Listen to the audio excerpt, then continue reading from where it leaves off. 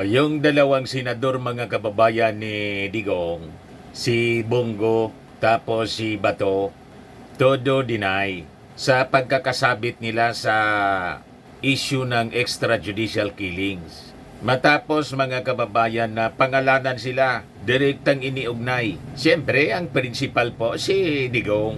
Sino pa man po ang nag-utos.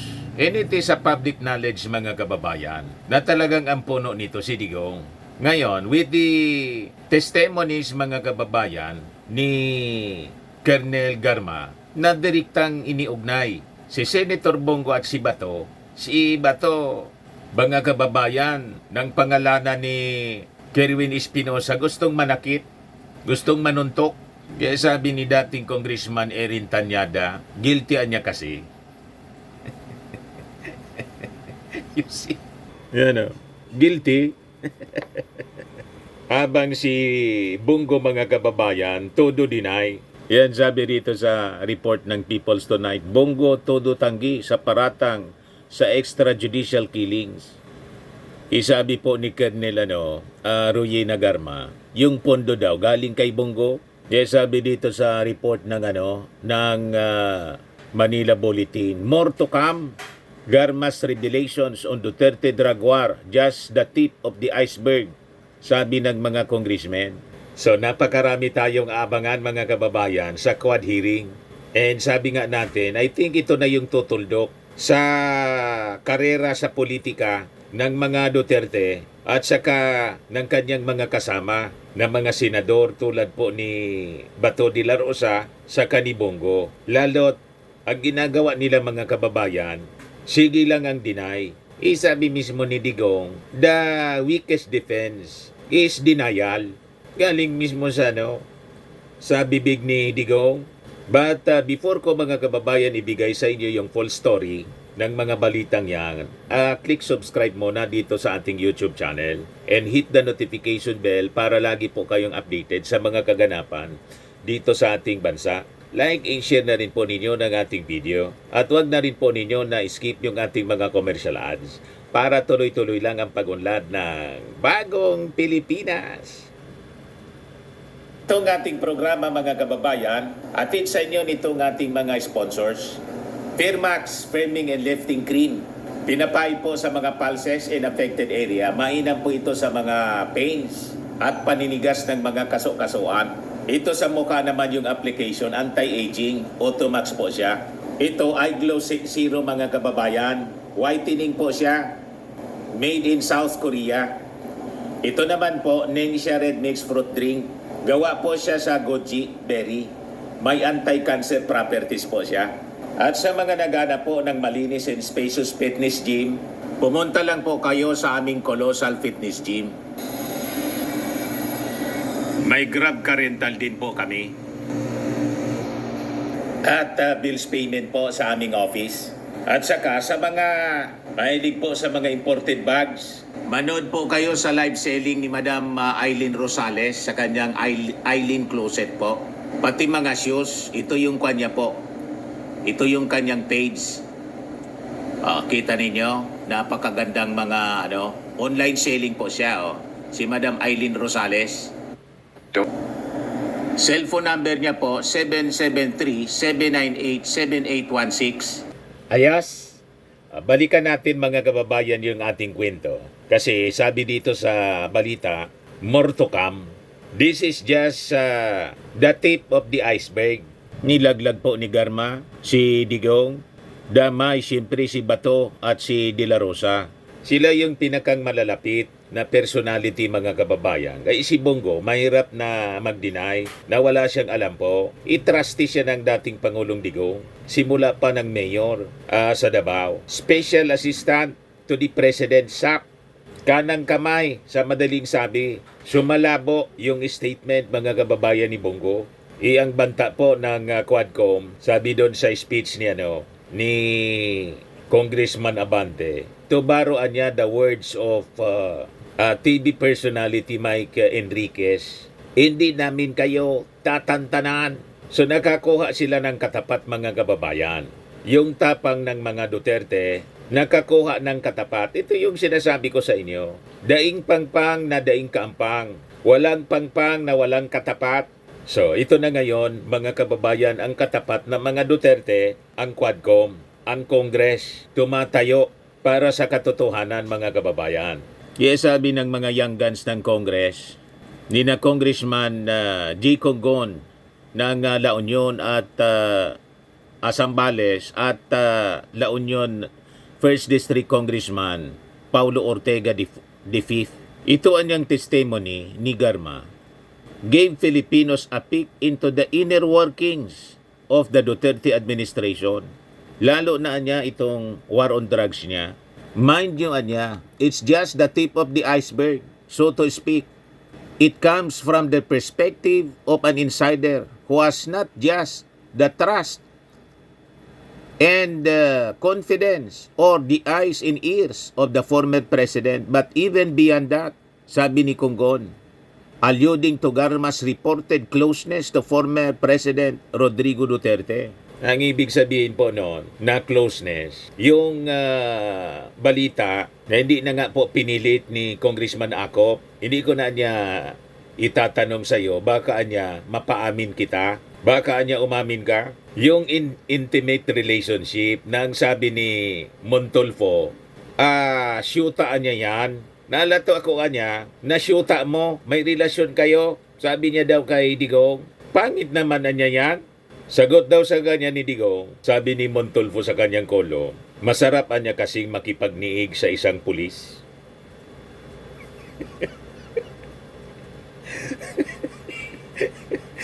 Matindi, mga kababayan.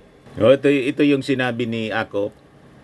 Antipolo City 2nd District Representative Romeo Acop believes that he can make former Philippine Charity Sweepstakes Office General Manager Royina Garma admit her alleged romantic relationship with ex-President Rodrigo Duterte if he wants to. Baka niya umamin ka. However, the veteran congressman chose not to put Garma on the spot and was content to leave this supposed relationship to the imagination of one of his squad committee colleagues. Insofar as the question of Honorable Santa Rosa City Lone District Representative Dan Fernandez is concerned, whether you have romantic ties with the President, I leave that to the imagination of the Honorable Fernandez. Sabi po ni Acop kay Garma. Hindi na niya ako magtatanong doon kasi kung magtatanong ako, baka umamin ka eh. Kaya ayoko na lang. Sabi ni Acop, hindi mo inaamin dito sa amin sa previous hearing na malakas ka kay Presidente Duterte, Madam Garma. All the signs are there na malakas ka kay former President Digong. I would have cited you in contempt then because you were lying. Pero now that you are cooperating, aaminin mo ba ngayon? Acop himself, a former police brigadier general, asked Garma. Sagot po ni Garma, yes, Mr. Chair. So inamin niya na talagang close sila ni Digong. Yung closeness nila ni Digong, alams na. Hindi na pinorso ni Acop yung kanyang tanong. Pinorsigi niya kasi baka niya umamin ka talaga. You see?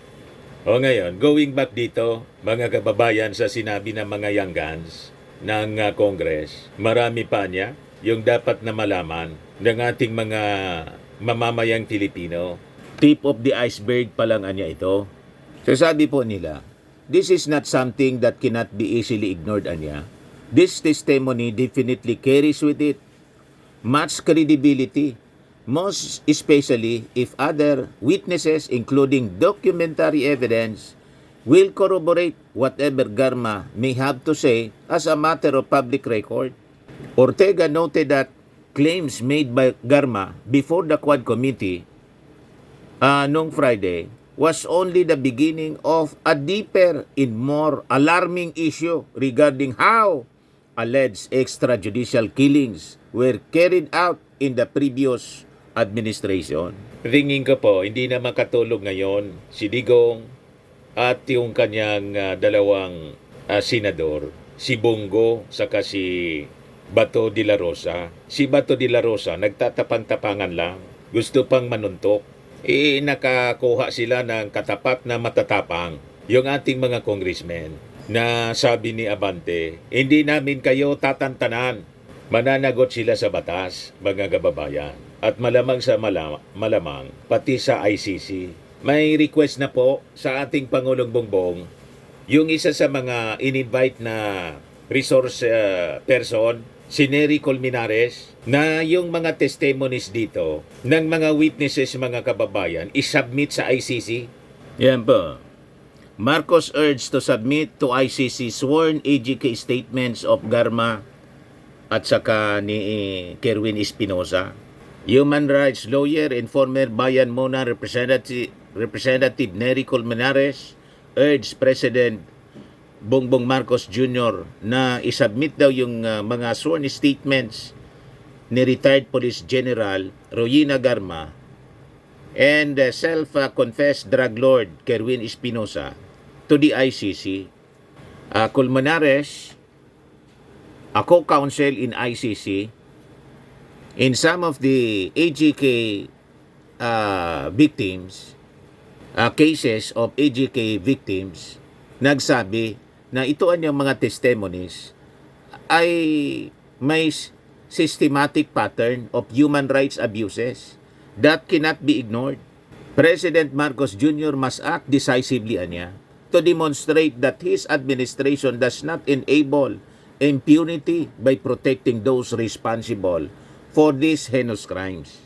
He should turn over the Garma and Espinosa testimonies to the ICC to ensure prosecution of former President Rodrigo Duterte and former Police Chief Ronald De La Rosa, sabi po ni Colmenares. O ngayon, hindi natin alam kung ano ang magiging posisyon. Hintayin natin. Sabi ko nga mga kababayan, baka biglang magbago yung posisyon ng ating Pangulo sa issue ng ICC at bumalik tayo as member ng ICC. Kasi laging sinasabi ng ating Pangulo na sa issue dito ng pangbubuli sa atin ng China sa West Philippine Sea, he is strongly posing for the strict observance ng tinatawag niyang rules-based order.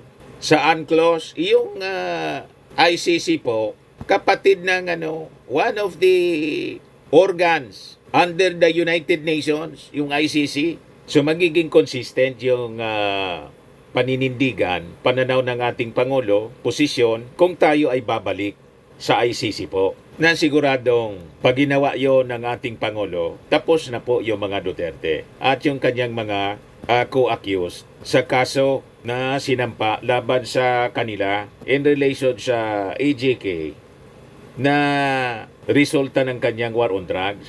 So going back dito sa statement ng mga Young Guns members ng Congress, please take note anya that Garma's explosive testimony before us involves not just hundreds but thousands of lives lost to drug operation, where even innocent children and teenagers were killed, all in the guise of combating the drug menace in the streets.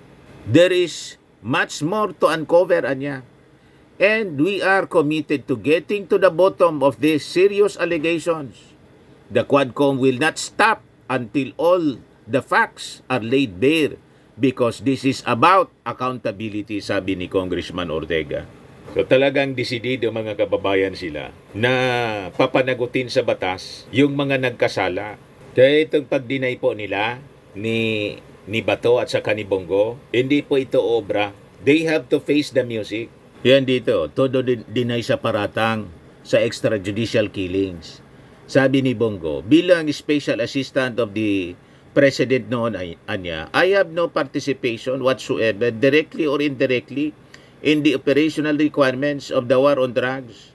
As stated in the executive order creating my position, my functions are limited to scheduling appointments and presidential engagement, sabi po ni Bongo. Pwede siya mag-deny, pero siya po yung tinuturo, sila.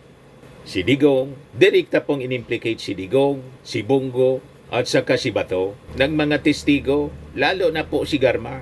Yan po, pakinggan ninyo si Colonel Royina Garma. If Mr. Chair, in the life of my relatives and my friends and classmates, Leonardo subsequently informed me that they had prepared a proposal routed to Bongo confirming the task force operation which would encompasses Luzon, Visayas, Mindanao. He also inquired if he and his classmates could have a courtesy call with the president through Bongo for a photo opportunity. Considering this, I thought it prudent to invite also my classmates to join the courtesy call. So in the presence of Colonel Bacay, Villela, Grijaldo, Tuzon, and Dueñas, the member of class 97 and 96 were accommodated in separate rooms at the DPWH office in Panacan, Davao City. So yun mga kababayan, yung bombshell na binitawan ni Colonel Royina Garma laban kay Bongo. Kaya kahit siya po mag-deny, may mga testigo po. At yung mga na-mention na pangalan ni Royina Garma, ipapatawag po yon. O ito naman si Bato. Ang masasabi ko lang kay Kerwin Espinosa, sinungaling siya. Kapag nakita ko siya, suntukin ko siya sa mukha. Masyado siyang sinungaling. Sabi ni Erin Tanyada, guilty. The courts of law that heard the case against Senator Laila De Lima all dismiss her case for lack of evidence. It reinforces that Kerwin Espinosa said, what Kerwin Espinosa said, it was a demolition job against Senator Laila. Nagre-ready na po ng kaso. Patong-patong na kaso ang kakaharapin mga kababayan ni Bato. Pati si Bongo at si Digong, patong-patong pong kaso. Sa mga naghanap ng malinis and spacious fitness gym, pumunta lang po kayo sa aming Colossal Fitness Gym. We also offer Grab Car Rental with our brand new 2023 model ng Toyota Innova. We also accept booking for those who are planning to travel via PAL, Cebu Pacific, and other airline companies, local and international, and bills payment for Meralco Bills, PLDT, Aleco Bills, etc. Ang Colossal Fitness Gym is located at 3rd floor Security Bank Building, Landco Business Park, Legazpi City, Albay. For inquiries, look for Chilon Maravillas. Contact number 0966-802-0949. Yan yung aming Innova. Lagi na pong matao sa amin. Pati mga foreigners po, tingnan ninyo. Mga British tourists sila. Ang lalaki ng katawan na, mga kababayan, nag-gym sa amin. Ito naman po, Indian National. Ito mga mga European sila. Ito naman yung bago naming product na binibenta online, Eye Glow Serum. Whitening po siya galing sa South Korea. Tingnan ninyo yung epekto sa aking anak na architect entrepreneur, Riz Maravillas. For inquiries, look for Riz Maravillas on FB. Ito naman po, Firmax Firming and Lifting Cream. Pinapahid po ito sa mga pulses and affected area. Mainam po ito sa mga pains at paninigas na mga kaso-kasuan.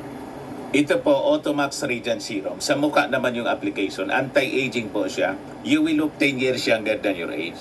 Sa mga cancer patients naman po, baka lang gusto ninyo itong itry. Nengxia Red Mix Fruit Drink. Hindi man po siya gamot, food supplement siya.